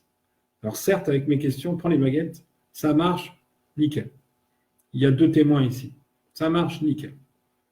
Qu'est-ce qu'ils attendent pour cohésionner, pour travailler en harmonie avec des personnes comme nous? Qu'est-ce qu'ils attendent? La réponse est claire et simple. C'est que dans les sous-sols, il y a la preuve qu'ils disent des conneries depuis que l'archéologie existe. Je ne parle pas des archéologues, attention. Hein. L'archéologue cherche, fouille, trouve. L'historien, c'est le fil rouge là, c'est la croix rouge derrière, c'est le fil rouge qu'il essaie de prendre. Sauf qu'eux, ils prennent du bleu, du vert, du rouge, du blanc, du noir, et que rien n'est lié. Que les coutures craquent de partout. C'est ce qui est en train de se montrer. C'est ce qui est en train de se voir. Partout. Je pense aussi au site de Saint-Romain-le-Gall, près de Vienne. Magnifique site. Le seul truc qui n'est pas fouillé, c'est le temple celtique. Enfin, le temple romain, Tellus celtique. À Grand, alors évidemment, c'est sous un parking. C'est un peu plus emmerdant, parce que là, il est vraiment sous le parking du musée, hein, enfin du site, de l'amphithéâtre. Donc fouiller, c'est pas assez compliqué. Tout comme la mosaïque, elle est au droit d'une ancienne basilique dont le sol est à 6,50 m. Le temple dédié à la terre là-bas, là où il se trouve, il y a 38 000 lingots d'or. Il y a un temple Apollon à côté et il y a une salle de marché. Là où j'habite, il y a pareil. Pas en quantité, mais il y a les mêmes structures. Reims, il y a les mêmes structures. Sur tous les sites, il y a les mêmes structures. Pourquoi on ne va pas les chercher? Puisqu'en plus, ce sont les mêmes. Il suffirait d'en trouver 2 ou 3 pour élaborer une théorie juste, claire, mais avec du fil rouge cette fois. Pourquoi le fil rouge? Parce qu'il se voit de loin. Les autres se voient de près. Le rouge, c'est ce qui se voit de plus loin. C'est pour ça que la croix est rouge aussi. Ça se voit de loin. J'ai envie de dire, rien à voir avec le sang, le sel et le soufre de la maçonnerie ou de sociétés élucubrées. L'historien extrapole les modèles, oui, et par ailleurs, écrit la même chose que son prédécesseur, essaye de caser ce qu'il trouve dans ce qu'a trouvé le prédécesseur. On en arrive donc à des tableaux égyptiens qu'on ne comprend pas, à des sites qui sont explorés à 10%, et on est bien content de s'en contenter, on ramasse des thunes, alors qu'il y a bien plus à faire. Quand on voit le nombre de gens inactifs, que j'ai été à un moment donné par défaut de boulot, il y a plein de choses à aller chercher. Seulement, le problème, c'est que si c'est quelqu'un du chantier qui trouve, ce n'est pas l'archéologue lui-même. Donc, même salarié, vous avez le droit d'être découvreur. Vous voyez le truc? Il s'approprie. Pourquoi vous ne pouvez pas visiter les arêtes de poissons à Lyon? Qu'est-ce qui cache? Pourquoi la France est le seul pays où on n'a pas le droit de fouiller? C'est dingue. Sachant que si vous fouillez, que vous trouvez 15 lingots d'or, par exemple, si vous les gardez chez vous, c'est dangereux. Hein. Si vous les gardez chez vous, vous gardez 500, 600 000 euros. C'est... Ouais. Si vous les replanquez, qu'on les trouve 4 ans plus tard, vous êtes redevable de l'impôt sur la fortune sur 4 ans. Les historiens sont là pour s'approprier les choses. Parce qu'un archéologue de la DRAC ou de l'INRAP, dont l'équipe trouve quelque chose, c'est eux qui sont... C'est la société INRAP ou machin, c'est l'État qui se vautre, hein, qui se goinfre. Hein. Pardon, pas qui se vautre, qui se goinfre. Si c'est vous, non. Il n'y a qu'en France que c'est comme ça, hein, en France. Donc grand, c'est un mensonge parce qu'en plus grand, il l'appelle Andésina. Et il se trouve qu'Andésina, c'est Don Rémy la Pucelle. Alors j'ai dit que je chercherais Andésina, j'ai pas eu le temps. Andésina, c'est Don Rémy la Pucelle. Ça explique pourquoi Don Rémy, on en a parlé après. Parce qu'il y a ce lien tellurique, encore une fois. Grand, il se trouve que c'est Théopolis. Le Théopolis des gens du Sud, qui aimeraient tellement que tout se trouve dans le Sud, et je parle de ceux qui parlent comme je les dénonce, ah ben c'est près de Sisteron parce qu'il y a l'inscription là dans le couloir. Ben non. Parce que Claudius Postumus Dardanus, ben il est dans le temple celtique, sous le parking, de Grand. Ben Caroline, ça tombe bien que tu parles de reliques, il n'y en a pas de reliques. Les reliques, ça n'existe pas. Ce sont des kidam. On ne touche pas un corps d'un saint ou d'un personnage sacré. Donc, Grand, c'est Théopolis. Andésina, c'est Don Rémy la Pucelle. Alésia, c'est le site des batailles d'Attila. Parce que Alésia, vers Saint-Gétorix, c'est entre le 77 et le 02. Et s'ils prenaient leur satellite à la noix, ils verraient la trace de l'oppidum. Mais aujourd'hui, l'oppidum, il est à plat. On ne voit plus les souterrains qui ont permis aux frères de Vercingétorix de s'échapper. Eh oui. Alors, pire que ça encore, les sites comme les abbayes en ruine. J'ai dû mettre une photo du mont Saint-Éloi, donc pas loin de Béthune, où on est allé donc ces 2 derniers jours, avant-hier et puis mardi surtout mardi. Ce site excellent, très beau, mais où il n'y a plus grand-chose, sauf en sous-sol, où il y a un certain Saint-Éloi qui est là, puis une Sainte-Élisabeth qui est là, et puis des lingots d'or, et puis des constructions, puis des escaliers. On a fait l'essai d'ailleurs, j'ai montré à Karine l'escalier où il y en avait un qui était le plus facile d'accès pour la suite. Il y en a sûrement d'autres, mais on m'en a indiqué un bien précis. Enfin, bien précis, qu'il faudra aller voir, reprospecter, parce que même si je le situe à peu près, au mètre près, non, pas comme ça. Là encore, on ne va pas chercher plus loin que le bout de son nez. Parce que si on découvre les choses, on va comprendre qu'une fois de plus, il n'y a pas eu la guerre. Pourtant, c'est un oppidum, cet endroit, encore une fois, et il y a des traces de chalcolithique, paléolithique, chalcolithique, donc vraiment très ancien. Un oppidum. L'oppidum, c'est l'endroit par excellence où on sait si on a quelqu'un qui est là. Je vous rappelle d'ailleurs, un truc que j'ai dû dire, les Indiens d'Amérique, comme on dit, les Indiens d'Amérique, il y en a qui étaient là il y a 12 000 ans aux États-Unis, en Amérique. Il y en a il y a 12 000 ans qui étaient là. Ils communiquaient avec des signaux de fumée, comme on le fait dans les westerns. Vous savez, les signaux de fumée. Les Celtes, ils communiquaient comment, de loin? Signaux de fumée. Le pape, comment on sait qu'il est élu? Signal de fumée. Donc, tout ça, c'est absolument cohérent sur l'ensemble, mais on ne peut pas avoir une vue étriquée que sur un endroit ou que sur une période de l'histoire. La Terre, c'est un globe complet. L'histoire, c'est pareil. Ce sont tous ces fils qui lient la fleur de vie. Dans quel ordre, dans quel sens? J'avoue, je n'ai pas encore tout non plus de reçu. Il y en a toujours un petit peu tous les jours, en fonction des étapes à franchir. Pour l'instant, c'est le soin. C'est l'accentuation des révélations et les soins. Donc, Mont-Saint-Éloi, ça en fait partie. L'abbaye de Vauclair, qui n'est pas très loin de Laon. Et Longpont, où je suis allé aussi avec Mathieu, pardon, pour faire des relevés d'énergie de fréquence, qui permettent de confirmer d'ailleurs que ces monuments sacrés, toutes les cathédrales ont la même fréquence à la croisée des transepts, toutes les basiliques ont la même fréquence à la croisée des transepts, toutes les abbayes ont la même fréquence à la croisée des transepts. Toutes, celles qui ont le même nom, ont le même fonctionnement. Les maladies ne se soignent pas forcément la même colonne, par contre, c'est ce qui m'intrigue un petit peu. Mais pour l'instant, croisée des transepts, c'est commun, c'est quand même assez curieux. Pourquoi on me donnerait des valeurs identiques à chaque si ce n'était pas vrai? Enfin, un peu de discernement. Maintenant, un peu de réserve aussi. Peut-être qu'une énième recherche, une énième mesure me montrera le contraire. À voir. Mais en tout cas, Voilà. L'autre gros mensonge de ces derniers jours, qui fait que j'avais envie d'en parler, c'est l'abbaye de Vaucelles, où je suis allé donc avec Valérie et Karine mardi après-midi. L'abbaye de Vaucelles,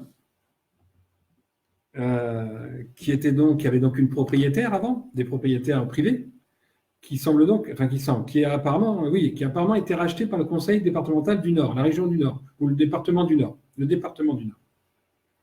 avec une personne à l'entrée. Je dis ce qu'on m'a dit. C'est une abbaye cistercienne, obligée. Bon, ben écoutez, le problème qui s'est posé, et là aussi ça va vous parler sans doute en matière de sources. Le problème qui s'est posé, c'est que on a déjà capté des choses bizarres dans la salle dite le cellier, qui n'a rien d'un cellier, bien évidemment, et surtout dans la salle d'après dite capitulaire, qui n'a rien d'une salle capitulaire, puisqu'elle est aérienne, visible de tout le monde, et qu'une salle capitulaire, une salle de chapitre, c'est une réunion privée qui se fait donc en sous-sol dans une salle capitulaire. Une salle capitulaire, normalement, c'est en dessous. Toujours en dessous. C'est pas à la lumière. On a capté la présence d'un roi de France par alliance. Et c'est marrant, c'est qu'on avait vu une pierre, enfin Valérie surtout avait vu une pierre avec les cuissons, les armoiries du Hainaut, donc belge. Et j'ai vu sur Internet qu'il y avait un lien avec la Flandre. Je n'ai pas retrouvé le nom, je n'ai pas cherché, j'avoue, parce que le fait de savoir qu'il y avait un roi, sa femme et 3 ou 4 enfants avec, et surtout que sur les côtés, il y avait 6 à 8 chevaliers, ça veut dire qu'ils protégeaient, et 17 ou 18 000 lingots. Parce qu'à chaque fois, quand je parle de lingots, ce n'est pas le but du trésor, ce n'est pas le but de l'or, c'est de montrer que ce sont les Romains de César qui l'ont déposé. Lui qui était à Rome 6 mois sur 12 et 6 mois à l'extérieur. Le but, c'est de montrer que c'est eux qui ont construit. C'est pour ça que c'est là. Mais ça symbolise aussi l'âge d'or. L'âge d'or, c'est la présence d'or en dessous. Et le bien-être des enfants. Et c'est aussi pour ça l'histoire de Marie et de la cathédrale que j'en parle. C'est parce que ce sont les enfants qui sont prioritaires. Donc les révélations doivent venir par des enfants, par quelque chose qui touche aux enfants, et non pas aux adultes ou à un crime ou je ne sais quoi. Bref, donc Vaucelles, on finit le bâtiment, on va dehors, bon, avec ressenti ou pas, et on va au jardin-parc qui sont magnifiques en ce moment. Ils seront peut-être moins en septembre-octobre, puisqu'on apprend qu'il y aurait des fouilles, a priori, au niveau du jardin, en septembre. Mais dans le jardin, il s'est passé un truc assez phénoménal que je ressens régulièrement dans des endroits où on me demande de regarder telle ou telle chose. C'est une odeur d'encens. L'encens, benjoin. Voilà, ça y est, maintenant je pense que je m'en rappellerai. Une odeur de benjoin là, qui arrive là, sous le nez. Là. Ah, bizarre, dans un parc où il n'y a rien. Cette manifestation d'odeur, qu'ont donc senti aussi Valérie et Karine, c'est la présence de sœurs. Ça veut dire que c'est une abbaye où il y a eu des sœurs. Et ces sœurs, de fil en aiguille, j'arrive à comprendre qu'on est sur... dans la discussion, je comprends qu'il y a un lien fort, aussi bien de Karine que de Valérie, avec cette abbaye. Et on me dit d'aller voir probablement une ancienne vie. Donc je les positionne, je leur demande d'aller à une position bien précise dans le jardin. Et elles ont capté les choses. Elles avaient une ancienne vie qui était là. Retour aux sources, c'est ça aussi.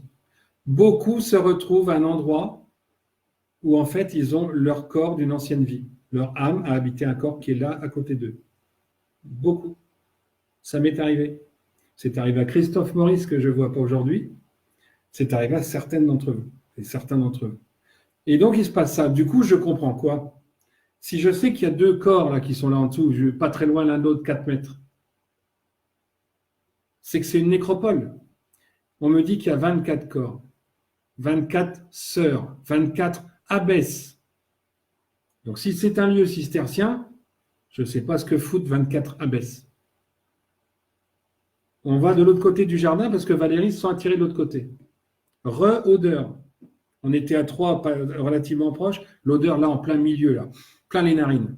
à vous déboucher un rhume des foins, plein les narines. À nouveau, 24 corps, 48 abbesses. Vous imaginez 48 abbesses, ce que ça fait? 48 abbesses ou sœurs, parce que je suis en train de percuter, 48 abbesses, si elle règne 20 ans, ça fait 960 ans, ce qui n'est pas possible. Donc, 48 abbesses, et les questions du coup aux baguettes, c'est de comprendre que les moines les ont virées entre 1400 et 1420. Mais j'ai compris aussi qu'en moins 32, comme à l'abbaye du Reclus où il y a ma photo de couverture du livre, en moins 32, il y avait déjà des femmes sur le site. Donc un lieu hautement tellurique, donc un lieu de l'époque du Christ, donc un lieu de passage bien avant, gaélique, parce que tout s'enchaîne.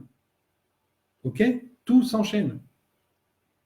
Et à l'entrée, bien entendu, non, c'est une abbaye cistercienne, c'était que des hommes. Les historiens l'ont dit. Et ça m'a gonflé au point de vous en parler aujourd'hui, parce qu'en même temps, il y a cette idée de retour aux sources, de ce retour à la source, donc à un ancien corps, comme je l'ai vécu moi aux Chênes de Buc, grâce à Thierry Cabil.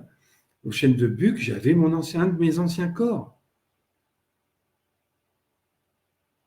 Le retour aux sources, pardon, je me réinstalle un peu. Le retour aux sources, c'est l'eau, c'est nos vies, c'est notre être, c'est notre âme. La comprendre, c'est ça. Comprendre nos comportements par moments, c'est comprendre qu'on a été sœurs et qu'on a aimé être reclus, qu'on a aimé être en solitaire. Cette liberté qu'on aime avoir aujourd'hui quand on est magnétiseur ou très indépendant, très autonome, c'est potentiellement aussi la possibilité d'avoir été sœur, frère, dans une abbaye. Ces sensations-là, tout le monde peut les avoir, mais ces sensations-là, mais par rapport au monde humain, quelque part, c'est indescriptible.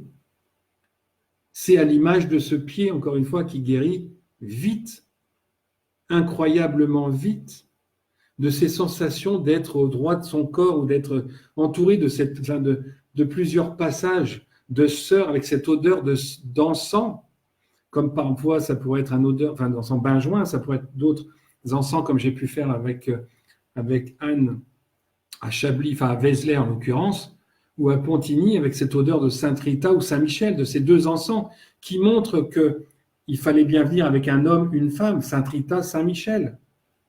Toutes ces sensations, toutes ces choses-là, on y a tous accès. Mais il faut être hyper ouvert et aligner tout ça. Mais c'est ça aussi nos sources. Et c'est ça qui me gâche chez les historiens, parce que du coup, ils vont aller creuser dans le jardin, ils vont dépouiller des corps, se rendre compte que ce sont des femmes, et puis alors, ce sont des femmes, et puis ils diront quoi? Que ce sont les femmes de ménage ou de service ou de je ne sais quoi, de l'abbaye cistercienne des curés. C'est une abbaye féminine, l'abbaye de Vaucelles. Donc le département du Nord, s'il n'est pas d'accord, il m'appelle et puis j'y retourne. C'est une abbaye féminine. Donc ces mensonges-là, il y en a ras-le-bol. Ces vérités-là, cachées, il y en a ras-le-bol qu'elles soient cachées. Et bien ce ras-le-bol que j'ai, il correspond au ras-le-bol que Marie elle a aussi, par rapport à ses enfants, par rapport à cette semaine sainte, et Pâques, par rapport à Arthur, le petit-fils du Christ, à Merlin, qui est une femme, Merlin l'enchanteur, c'est une femme. Tous ces trucs-là, il y en a ras-le-bol. Ras-le-bol. Et si on nous donne toutes ces sensations et toutes ces explications, toujours de plus en plus, si on nous donne la guérison comme là, et je l'espère dans un temps rapide, ne serait-ce que pour vous le partager, pour Aurélie en particulier, puisque j'ai aussi Florence qui est du côté de Château-Thierry qui a commencé, qui devrait retourner lundi prochain, je pense, à vue de pif. Mais tous ces trucs-là, j'espère juste, vraiment, et pas pour me la péter, j'en ai rien à secouer, mais juste que pour ceux qui, même à qui j'ai dit le cancer, ça venait de ça, ou ça venait de ci, ou ça venait de ça, j'espère juste que ce retour aux sources se fasse, mais alors maintenant, rapidement, pour que le bien-être revienne et qu'on puisse, j'ai envie de dire, faire une ronde autour d'un lieu sacré. Vous comprenez pourquoi les druides ou les chamans ou les druides, qui sont les mêmes personnes, les druides, pourquoi ils se réunissent en cercle? Ça n'a rien de sataniste. Les druides, sont les gens qui ont des baguettes. Des baguettes, non pas forcément qu'en coudrier, mais les baguettes du druide, c'est quoi? C'est sa communication avec là-haut, pour avoir les formules. Pourquoi elles ne sont pas écrites? Parce qu'ils les reçoivent comme ça, non pas d'un dieu religieux, mais d'un univers hyper organisé, dans un plan magistral. Là, on est dans un tempo, on n'est plus en train de chercher, ça ne sert à rien de continuer à chercher à démasquer MK Ultra, les sionistes et tout ça, on le sait. Ceux qui ne veulent pas le savoir aujourd'hui, c'est vraiment parce qu'ils ne veulent pas. On l'a partagé combien de fois? Ça va bientôt faire, moi je vois depuis août, donc ça va bientôt faire 9 mois, ça fait un accouchement, d'ailleurs il se pourrait bien que ça aboutisse incessamment. Ça va bientôt faire 9 mois, ça fera 9 mois le 18 mai. J'ai commencé le 18 août, le lendemain de mon anniversaire, ça fera 9 mois le 18 mai, jour de ma fête. Et juste avant le 17, d'ailleurs, c'est Pascal, Saint Pascal. Pascal, Pâques qui est mal placé. Pascal. Il y a plein. Alors, les symboles, on en fait ce qu'on veut. Je n'ai pas dit que c'était sûr qu'il y aurait des choses là ou maintenant ou machin. Mais tout ça, 9 mois, c'est un accouchement. Et si on regarde la symbolique, c'est très encourageant. Donc maintenant, je pense qu'il faut arrêter de focaliser. De temps en temps, repartager pour les enfants, une photo des enfants disparus. Là-dessus, moi, j'ai fauté quelque part, parce que c'est vrai que je ne le fais plus depuis un certain temps. Mais je continue de chercher, là aussi où on m'envoie. Aujourd'hui, c'est le temps du soin. C'est le temps, pour chacun qui aurait un problème d'organes, d'estomac, de foie, soit d'aller voir un magnétiseur. Entre parenthèses, une petite publicité pour Karine et ses résultats, pour Gaël pour la sophrologie et pour tous ceux qui pratiquent de façon générale, avec de bonnes intentions. C'est le moment d'envoyer vos clients, enfin vos impatients et impatientes, dans ces endroits. C'est le moment de parler de ça à tout le monde. Ça fait partie des révélations. Le reste, le bilan, le check-up, il est fait sur la saloperie, sur la merde à évacuer, à éliminer, à éradiquer, c'est fait. Que les gens entendent, on s'en fout, c'est trop tard. Ça ne sert à rien. Ça ne sert à rien d'aller rabâcher pour dire « Ah ben ouais, non mais moi j'ai un truc nouveau. » Ouais, et alors, le global est fait. Ceux qui ne veulent pas voir maintenant, c'est qu'ils ne veulent pas. Il y en a qui vont voir, il faut leur laisser le temps. C'est leur choix. On est dans l'étape révélation, soin. Et pour finir, un tout petit détail quand même pour finir, c'est que ces révélations en ce moment, c'est par exemple les bébés, les fœtus, les fausses couches, tous ces enfants de plus de 7 mois, et si je dis enfants, de 7 semaines, pardon, si je dis enfants volontairement plutôt que fœtus, c'est qu'entre 7 mois et, j'aurais presque dit 77 mois, à partir de 7 mois, le fœtus a une âme. C'est pour ça qu'il passe d'embryon à fœtus d'ailleurs. À partir de 7 semaines, oui, j'ai dit 7 mois. 7 semaines, à partir de 7 semaines, l'embryon reçoit une âme et devient donc fœtus. Le crâne commence à se développer, à se raidir et tout, petit à petit, au bout de 9 semaines. OK? Donc, aujourd'hui et depuis maintenant, on va dire 2 mois que je suis installé, ça doit faire 1 mois et demi que je reçois régulièrement des femmes qui ont mal au ventre, qui ont des problèmes au niveau saignement, qui ont des problèmes au niveau ventre.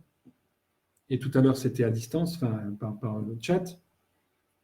C'est lié souvent à des fausses couches, à des avortements, pourquoi pas, où l'enfant, en fait, au niveau de son âme, n'est pas partie, elle est restée au chaud. Elle attendait de se révéler parce qu'elle est restée là avec la maman.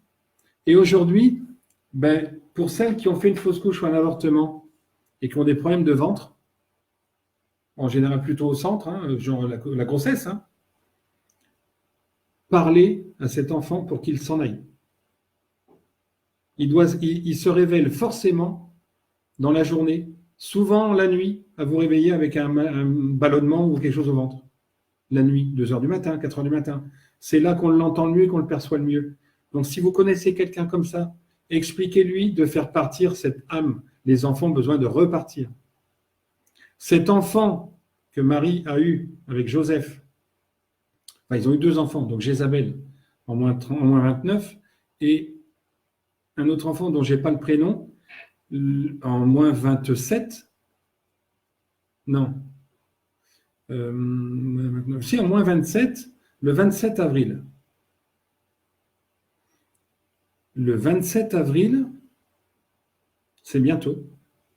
Cet enfant qu'ils ont eu est mort à 10 ans. Cet enfant qu'ils ont eu est mort à 10 ans. Je ne sais pas si vous me voyez venir. Ça veut dire que l'âme de cet enfant de 10 ans va probablement partir que maintenant. Et Marie va avoir envie de le faire savoir. Je me lance peut-être un peu trop, mais dimanche, non, c'est quand le 27 ? C'est samedi. En plus, c'est encore un samedi. C'est quand même curieux. C'est encore un samedi. Je ne sais pas ce qu'il va y avoir. Je ne sais pas s'il y aura, c'est pas sûr. Hein. Mais ce qui est certain, c'est que le 27 avril, il serait, ou le 28, du coup, le lendemain, comme pour le 14 et le 15, il y aurait une certaine légitimité à ce que Marie se mette en colère. Parce que on doit dire les choses. Elle a eu un enfant, on n'a pas eu d'enfant, il y a eu une fausse couche, il y a eu un avortement. On doit dire les choses. Vous vous rendez compte qu'il y a des âmes qui sont bloquées. Et tout sera pas. Et le nettoyage, c'est la libération des âmes. Toutes, absolument toutes. Voilà. Donc, après le mois de mai, je vous signale aussi au passage que c'est le mois marial par excellence. C'est le mois de Marie par excellence. Que mai 68, c'était il y a 51 ans, comme j'ai dit à Franck. 68, on a une naissance, encore une fois. 51, c'est l'âge et le département. Non, je ne suis pas narcissique, pour ceux qui penseraient, parce que je parle de mes dates à moi. Ceux qui ne me connaissent pas, je vous invite à aller voir les premières vidéos où je leur explique comment j'en suis arrivé à ça au début, avec les dates anniversaires de mes enfants, 14 avril, 29 novembre, celle du Christ et de son fils. Annie, donc l'anniversaire de son fils. Il y a des anniversaires toujours de façon qui vont se cumuler, évidemment. Mais soyez attentifs, ouvrez les yeux, gardez les yeux ouverts. Peut-être que j'ai tort, enfin tort ou faux. Peut-être, c'est même pas une prévision. Je pense qu'il peut y avoir quelque chose. Je ne vais pas l'affirmer, mais je pense que ça serait dans une logique des choses par rapport à cette semaine dite sainte, qui n'est pas maintenant, qui est un endroit qu'on a fait hyper matérialiste, comme le faisait remarquer je ne sais plus qui tout à l'heure. Donc, effectivement, il faut délivrer les enfants et leurs âmes. Et ensuite viendra celle des adultes. Pour l'instant, les enfants. Et puisque c'est le moment de libérer les bébés, enfin les fœtus, les bébés ou les enfants de bas âge, en fausse couche, ou disparus, ou probablement les enfants jusqu'à 10 ans, au moins par cette image, par cet intermédiaire, dites-vous bien que ça veut dire que les choses sont vraiment en train de se précipiter et que ça ne sent pas bon pour nos amis satanotionnistes. Même si, une fois de plus, l'incendie pour moi n'est pas d'eux. Voilà un tour complet finalement de ce que je voulais sur les 2-3 semaines où je n'ai pas parlé dans le machin. Le jeudi, encore une fois le jeudi, parce que jeudi, et les autres jours ne me disent rien. Donc samedi, mais le samedi, non, on est occupé, on fait autre chose. Bref, donc voilà, revenez à la source, et toujours à l'esprit, ces enfants. Quand vous avez des doutes, remettez-vous dans la peau, j'ai envie de dire, des enfants. Voilà, comme un Montreuil. Alors Valérie, pour info, Montreuil, j'ai eu plus ou moins la confirmation au niveau famille. Mais il ne faut pas le dire. J'ai pas les précisions. Voilà, retour aux sources donc, pour les soins et les enfants. On est dans la transition là. Et la transition, ça veut dire qu'on n'a plus à s'occuper du bilan satanique MK ultra sioniste, puisque QAnon agit fort aux États-Unis, en sous-marin en Europe.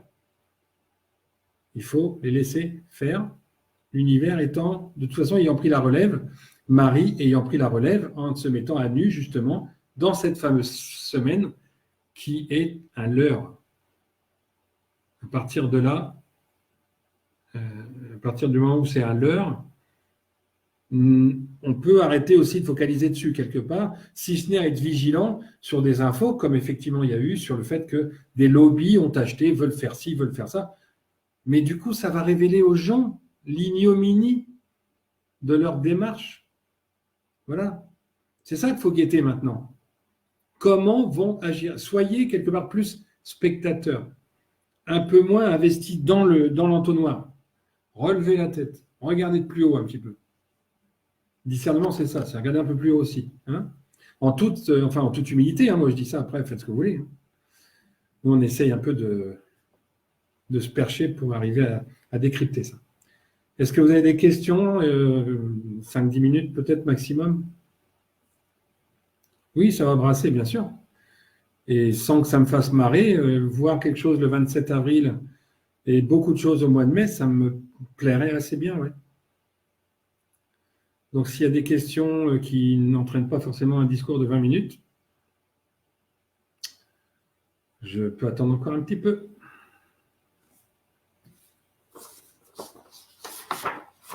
Est-ce que je vous ai tout dit 48 Abbesse, Châtelet.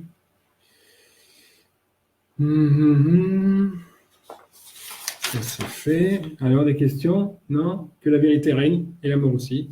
Je suis d'accord avec toi, Caroline. Couloir, marché, débrief, tout va bien. D'accord, impec. Bon, ben, s'il n'y a pas de questions ou il y en aura en privé, vous avez le droit aussi. Et donc, je redis pour conclusion. Ah, salut Muriel. Il faudra aller voir le replay. Je conclus. En guise de conclusion, qu'est-ce que je voulais dire? Je ne sais plus. En guise de conclusion, oui, rappeler à ceux qui sont jamais venus ou qui sont là depuis peu, avant de me pourrir la vie dans le dos. Je rappelle que je suis joignable, disponible assez souvent, malgré les recherches, malgré ma vie, malgré les soins. Donc profitez de ça. Puis pour ceux qui me pourrissent, de toute façon, le retour se fera aussi. Donc soyons cool, essayons d'échanger si il faut, et interpellez-moi en privé si vous voulez, des précisions ou contester, pourquoi pas. J'ai vu une question passer sur Jésus de Garcia ou je ne sais pas quoi, pardon. Alors je n'ai pas relevé parce que je ne connais pas, tout simplement. Hein, je n'ai pas relevé, je regarde si je retrouve le commentaire. Et en l'occurrence, autant. Alors, pour la personne qui m'a demandé ça, merci de me le mettre en privé, dans un message privé. Hein, si je ne réponds pas, c'est que je ne sais pas, tout simplement. Hein. C'est à partir de la 7e, Karine. Tu regardes, on parle de changement d'état entre embryon et fœtus au moment de la 7e semaine. Une fois la 7e semaine, c'est-à-dire après cette semaine. Cette semaine, à partir donc de la 8e, du coup, hein, fin de la 7e, l'embryon devient fœtus parce que l'âme vient. La suite, Farid, la suite, je ne la connais pas, la suite. Moi, globalement, je l'ai déjà dit. Il n'y a pas de précision et il se passera ce qui se passera. Faut lâcher les vannes, Farid. Il faut ouvrir. Il arrive ce qu'il arrive. On en reparlera quand il faudra décrypter. Pour l'instant, prévoir, on se plante à chaque fois parce qu'il y a les dates, les machins. Il faut attendre l'élément déclencheur. On pense savoir lequel c'est. On pense que c'est imminent, mais on pense que c'est imminent déjà depuis 5 mois. Donc maintenant, sachant que 80 ans, c'est dans le référentiel de la Terre, 80 ans, c'est 1 seconde 5. Donc tu imagines 5 mois, c'est poussière et on retournera poussière parce que 80 ans, on est poussière. Donc je ne peux pas te dire, Farid, je n'ai pas envie de développer sur ça parce que j'ai des idées, mais pour l'instant, c'est pas assez avancé pour qu'on puisse dire quelque chose, ça ne sert à rien. On s'embrouillerait. Autant décrypter le présent, comprendre où on va en comprenant d'où on vient. Et après, le reste se fera. Bon, alors sur cette remarque de Farid et donc à ma réponse, je vous laisse et Je vous laisse regarder le replay pour ceux qui sont arrivés tard et en vous remerciant tous ou de vos contributions financières, de vos contributions morales, de vos soutiens. Et encore une fois, merci à tous ceux, toutes celles qui m'ont accueilli jusqu'à maintenant depuis 3-4 ans. Et une grosse pensée pour la cicatrice et pour Aurélie et pour Florence, les travaux en cours, si on peut dire. Belle fin de soirée, et puis à très bientôt du coup. Soyez en paix. À très bientôt. Bye bye.